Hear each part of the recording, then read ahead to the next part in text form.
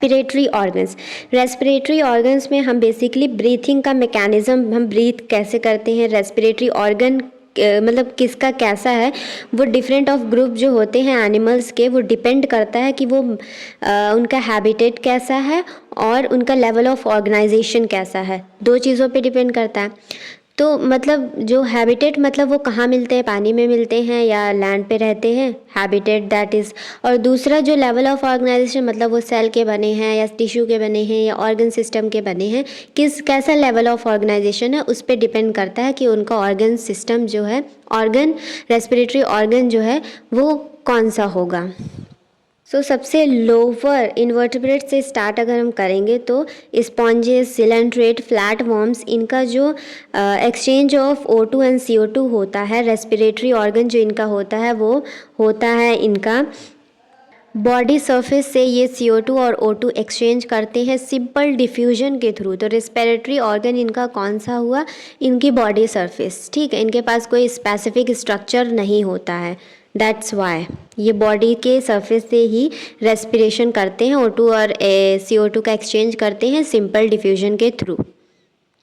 Then है earthworm. Earthworm क्या है, अपनी स्किन के थ्रू रेस्पिरेशन करता है। उसकी स्किन जो होती है मॉइस्ट क्यूटिकल होती है, मतलब मॉइस्ट मतलब थोड़ी गीली, क्यूटिकल मतलब स्किन थोड़ी गीली नम होती है, जिसकी वजह से वो रेस्पिरेशन करते हैं अपने स्किन के थ्रू, जो कि बहुत पतली होती है और वो थोड़ी गीली गीली सी होती है, इसीलिए जो है रेस्पिरेशन वो आराम अपनी स्किन से आराम से कर लेते हैं अर्थवॉर्म्स। नेक्स्ट है इंसेक्ट्स। इंसेक्ट्स के पास एक नेटवर्क होता है ट्यूब्स का, जिसको बोलते हैं ट्रैकियल ट्यूब्स, जिससे वो बाहर का जो एटमॉस्फेरिक एयर होता है उनके बॉडी के अंदर, जो बाहर की हवा होती है वो ट्रैकियल ट्यूब से ही जो है अंदर आती है। तो जो इंसेक्ट्स होते हैं उनके पास ट्रैकियल सिस्टम होता है जिससे वो रेस्पिरेशन शो करती हैं। नेक्स्ट है एक्वेटिक ऑर्थोपोड्स एंड मोलस्क। ये क्या है, एक इनके पास जो है गिल्स के थ्रू ये जो है रेस्पिरेशन शो करते हैं। गिल्स क्या है, वस्कुलराइज्ड स्ट्रक्चर होता है जिसके थ्रू ऑर्थोपोड्स और मोलस्क जो है रेस्पिरेशन शो करते हैं।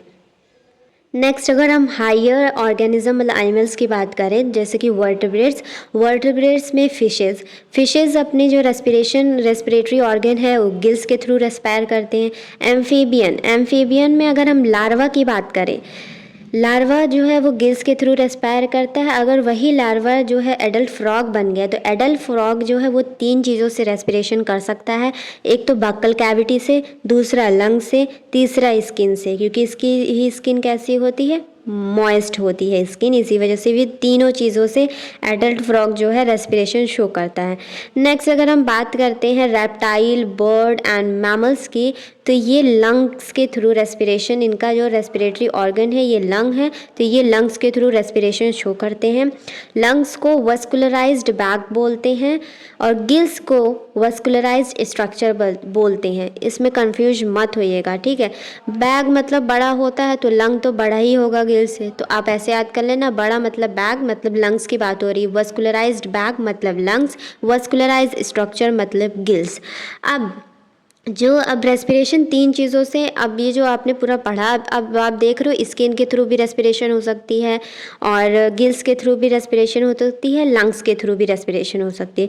तो अब हम ये पढ़ेंगे कि जो स्किन से जो रेस्पिरेशन होती है उसको बोलते हैं क्यूटेनियस रेस्पिरेशन। गिल्स के थ्रू जो लोग रेस्पायर करते हैं उनको बोलते हैं ब्रांकियल रेस्पिरेशन।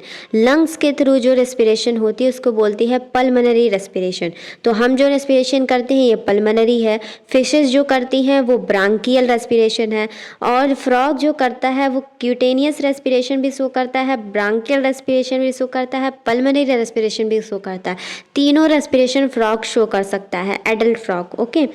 अब रेट ऑफ रेस्पिरेशन की बात करते हैं कि रेट ऑफ रेस्पिरेशन किसका ज़्यादा होगा, एक्वेटिक वालों का ज़्यादा होगा या फिर जो लैंड पे रहते हैं उनका ज़्यादा होगा।